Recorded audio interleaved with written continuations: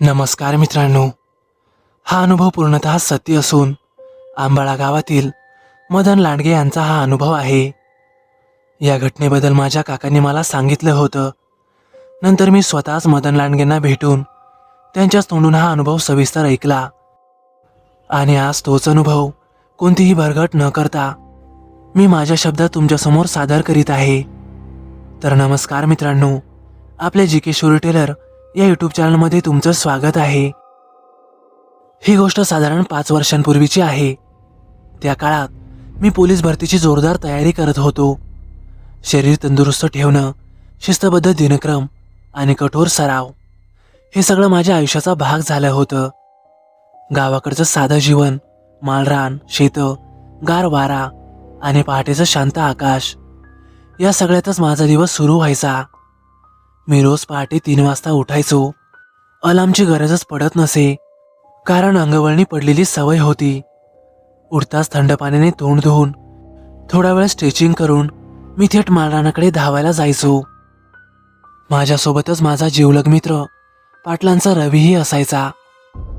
रवी माझ्यापेक्षा थोडा आळशी पण मनाने अत्यंत चांगला. धावायला त्याला विशेष आवड नव्हती, पण माझ्या सोबतीने तो रोज यायचा. हेच आमचं घट्ट मैत्रीचं नातं दाखवत होतं. आमचा रोजचा सराव फक्त धावण्यापुरता मर्यादित नव्हता. धावून आल्यावर आम्ही शेतात काम करायचो. कधी नांगरणी, कधी पाणी देणं आणि कधी गवत कापणं. अंग मेहनतीला सरावलं की कोणतीही शारीरिक चाचणी सहजच पार पडते हे आम्हाला चांगलंच माहीत होतं. म्हणूनच आमचा दिवसाचा पूर्ण शेड्यूल ठरलेला असायचा. मी बहुतेक वेळा आमच्या गोठ्यातच झोपायचो. घरच्यांना माझ्या लवकर उठण्याचा आणि रात्री उशिरापर्यंत माझ्या अभ्यासाचा त्रास नको. गोठा म्हणजे जणू माझं छोटंसं जगच होतं. एका कडेला जुनी पण मजबूत खाट, बाजूला वासरांचा हळू आवाज आणि छपरातून येणारा गार वारा, रात्रीचा नीरव शांतपणा आणि दूर कुठेतरी कुत्र्याचं भुंकणं या सगळ्याची आता मला सवय झाली होती. त्या दिवशीही नेहमीसारखं सगळं काही चालू होतं. दिवसभर कडक सराव, संध्याकाळी थोडी विश्रांती आणि मग रात्री अभ्यास. त्या रात्री मी पुस्तक उघडून बसलो होतो. पोलीस भरतीचे नोट्स, प्रश्नसंच आणि महत्त्वाचे मुद्दे मी पुन्हा पुन्हा वाचत होतो. रात्रीचे 10 वाजून गेले होते. डोळे आता जड व्हायला लागले. अक्षरं धुसर दिसू लागली आणि कधी पुस्तक हातातून खाली पडलं तेही मला कळालं नाही. अभ्यास करता करताच मला झोप लागली. किती वेळ गेला असेल माहीत नाही, पण अचानक दारावर जोराचा ठोका पडला. त्या आवाजाने माझी चांगली झोपमोड झाली. हृदय जोरात धडधडू लागलं. गोठ्यात एक विचित्र शांतता पसरलेली. बाहेर पूर्णतः अंधार, फक्त चांदण्यांचा थोडासा उजेड. मी जागेवरच उठून बसलो. कान देऊन तो आवाज ऐकला तर पुन्हा दरवाजावर एक ठोका पडला. मी हळूच उठलो, खाटेवरून खाली उतरलो आणि दाराकडे निघालो. मनात अनेक विचार. इतक्या रात्री कोण आला असेल? गावात काही गडबड तर झाली नसेल? मी कसंबसं दार उघडलं. समोर उभा होता रवी.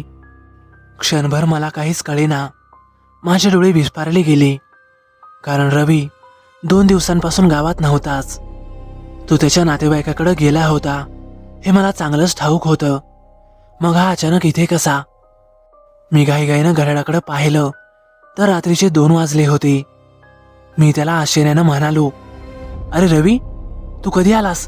आणि एवढं रात्रीचं? आज एवढं लवकरच कसा काय? अंधार पण खूप आहे रे."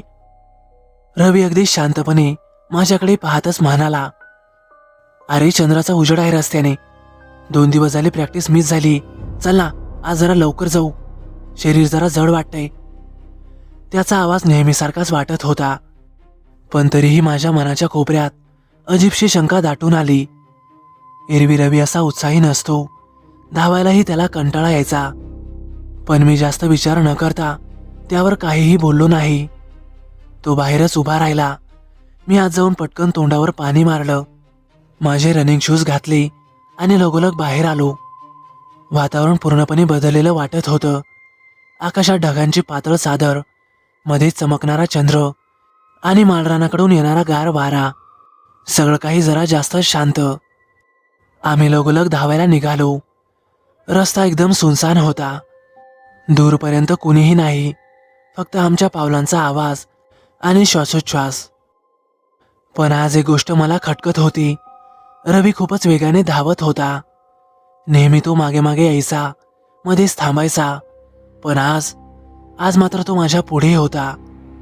मी धावत धावतच म्हणालो, अरे रव्या, एवढा फास्ट का पळतोयस? जरा हळू पळ केला का? एरवी तर तुला धावायचा कंटाळा यायचा. पण तू मात्र काहीही बोलला नाही, फक्त वेग वाढवत राहिला. त्याच्या पावलांचा आवाज आता मला काहीसा वेगळाच भासत होता, थोडासा जड आणि अनोळखी. आजूबाजूचा अंधार आता अधिकच गडद होत चालला आणि माझ्या मनात कुठेतरी अस्वस्थतेची ठिणगी पेटू लागली होती. मालरानावर चंद्राचा पांढराशुभ्र प्रकाश पसरलेला होता. आकाशात ढग फारसे नव्हते, त्यामुळं चंद्र पूर्ण ताकदीने उजळून निघाला होता.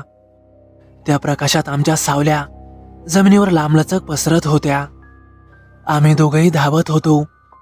आता बराच वेळ झाला तरी रस्ता काही संपायचं नावच घेत नव्हता. श्वासांचा आवाज, पावलांची धडधड आणि आजूबाजूचं अतिशय शांत वातावरण सगळं मिळून मनात एक वेगळीच अस्वस्थता निर्माण करत होतं. बराच वेळ धावल्यानंतर समोर पाण्याचा तलाव दिसू लागला. आमच्यासाठी तो तलाव म्हणजे अर्धा रस्ता पूर्ण झाल्याचं चिन्ह. तो तलाव ओलांडला की पुढे थोड्याच अंतरावर महादेवाचं जुनं मंदिर आणि मग पुढे गाव लागायचं. म्हणूनच तलाव दिसला की नेहमीच मनाला थोडासा दिलासा मिळायचा. चल, अर्धा रस्ता झाला, असं मी मनातल्या मनातच म्हटलं. तलावाजवळ येताच आम्ही थोडा वेळ थांबलो. माझी छाती जोरजोरात धडधडत होती. घामाने अंग भिजलं होतं. माझे पायही थरथरू लागले, कारण मला खरंच दम लागला होता. मी गुडघ्यावर हात ठेवून मोठमोठ्यानं श्वास घ्यायला लागलो. पण रवी मात्र काहीतरी वेगळाच दिसत होता. त्याच्या चेहऱ्यावर थकव्याचा लवलेशही नव्हता. श्वासही फारसा फुलला नाही, अजिबात घामही नाही. उलट तो तलावाकडे शांतपणे पाहत उभा होता. जणू काही एवढा वेळ तो अजिबात धावलाच नाही. मी हसतच पण थकलेल्या आवाजात म्हणालो, अरे रव्या, तू काय शक्तिवर्धक चूर्ण खाऊन आलास का काय? अरे लका, अजिबात दमल्यासारखा दिसत नाहीयेस. तो फक्त मंद हसला, पण ते हसणं मात्र माझ्या अंगावर काटा आणणारं होतं. त्याच्या डोळ्यात काहीतरी वेगळंच चमकत होतं आणि तो तेवढ्यातच म्हणाला, अरे मी काय म्हणतो, चल पोहूयात का? त्यावर मी चिडूनच म्हणालो, अरे डोकं बिकं फिरलंय का काय तुझं? ही कसली वेळ पोहायची? तू वेडावेडा झालायस की काय रे? इतक्या रात्री अशा निर्जन तलावात कुठं पोहायचं असतं का? पण रवी मात्र माझा ऐकतच नव्हता. क्षणाचाही विलंब न करता त्याने अचानक कपडे काढायला सुरुवात केली. मी काही बोलायच्या आतच त्याने कपडे बाजूला फेकले आणि सरळ तलावात उडी मारली. पाण्याचा मोठा आवाज झाला. पाण्यात वर्तुळं उठली. चंद्रप्रकाशात तलावाचं पाणी विचित्र चमकू लागलं. रवी आता पोहायला लागला आणि मला हाताने आतमध्ये येण्याचा इशारा करू लागला. अरे चल ना, मजा येईल, ये लवकर. त्याचा आवाज पाण्यातून अस्पष्ट येत होता. माझं मात्र डोकं सुन्न झालं. मी स्तब्ध होऊन उभा राहिलो. माझं मन म्हणत होतं की पाण्यात जाऊ नकोस. आणि तेवढ्यातच अचानक रवी मोठ्याने ओरडायला लागला, अरे अरे वाचव मला, मला कोणीतरी ओढतंय, पाण्यात ओढतंय मला, वाचव लवकर. तो जोरजोरात हातपाय मारत होता. पाणी उडत होतं. त्याचा आवाज भीतीने भरलेला होता. ते ऐकताच मात्र माझ्या पायाखालची जमीन सरकली. मी मोठ्यानं घाबरून ओरडलो, अरे रवी, थांब, मी येतो, घाबरू नकोस. मी घाईघाईने कपडे काढायला सुरुवात केली. माझ्या मनात एकच विचार की मित्र आहे, काहीही झालं तरी वाचवायलाच हवं. मी शूज काढून बाजूला ठेवला आणि तेवढ्यातच माझा फोन वाजला. त्या शांत आणि भयानक वातावरणात फोनचा आवाज इतका मोठा वाटला की माझं पूर्ण लक्ष तिकडेच गेलं. मी नकळतच फोनकडे पाहिलं आणि मला धक्का बसला, कारण तो फोन रवीचा होता. माझ्या हातातला शर्ट खाली पडला. हृदयाचा ठोका चुकला.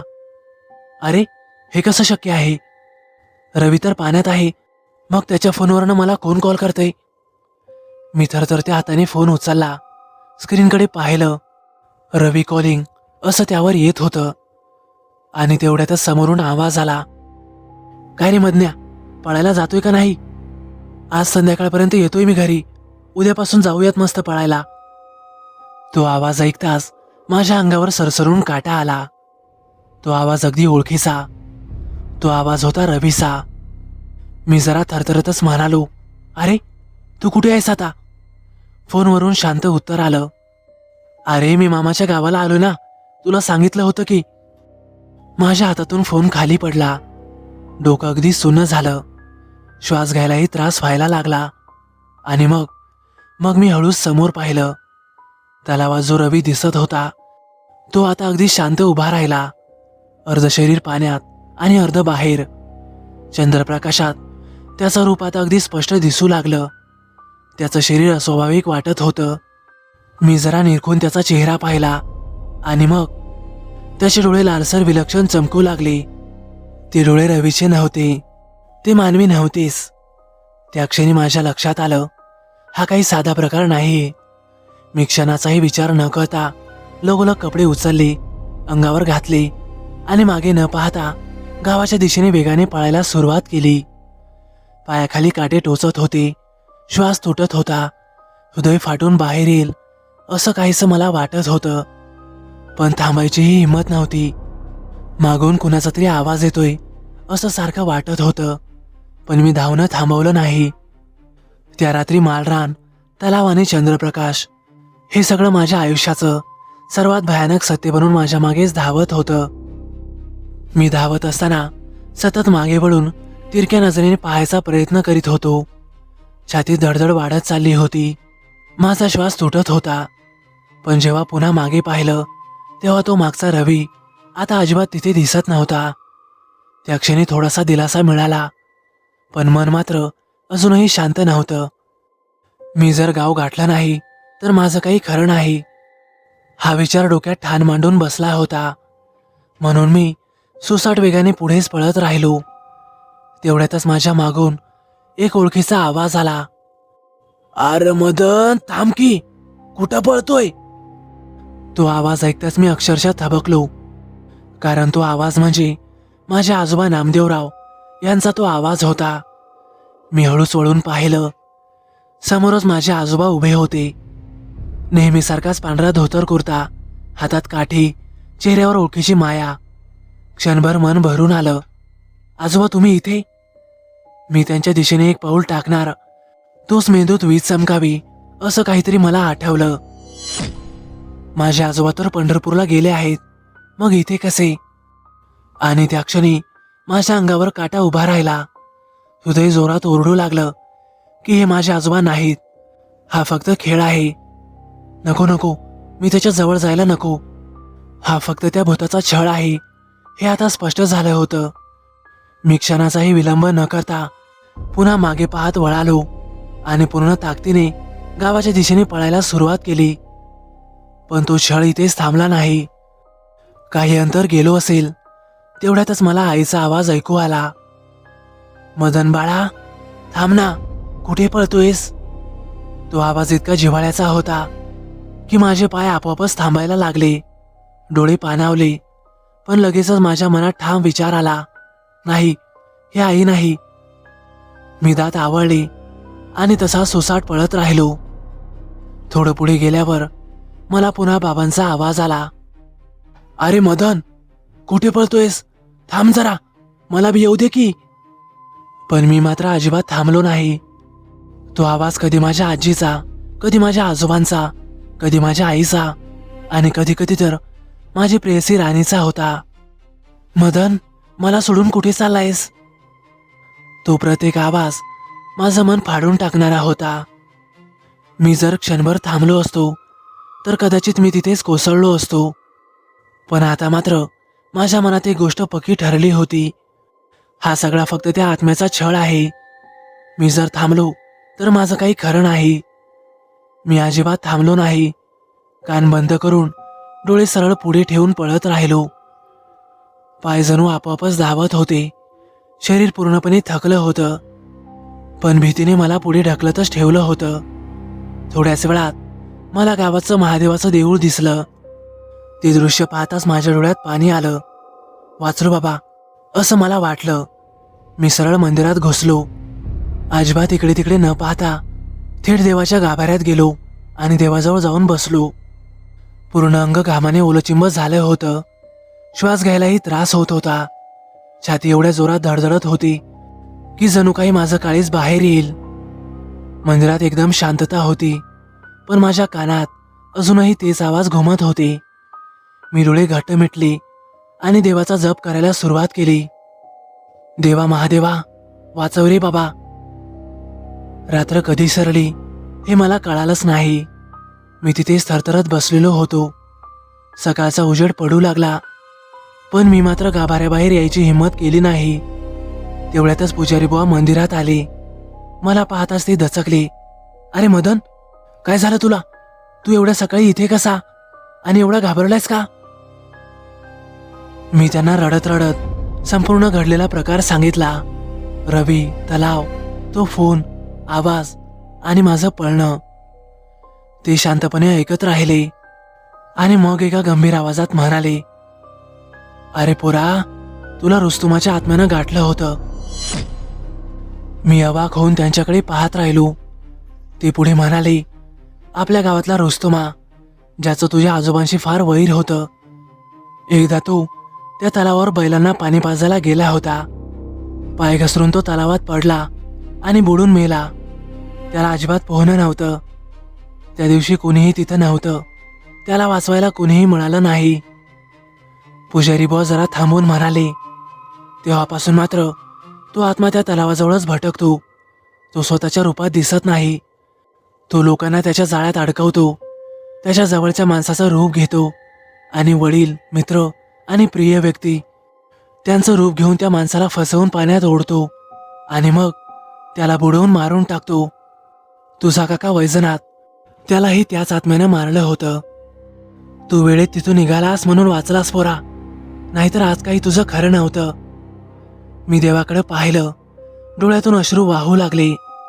त्या रात्री मी एक पाऊल जरी थांबलो असतो किंवा मी जर पाण्यात उडी घेतली असती तर आज ही गोष्ट कोणाला सांगायला मी जिवंत नसतो.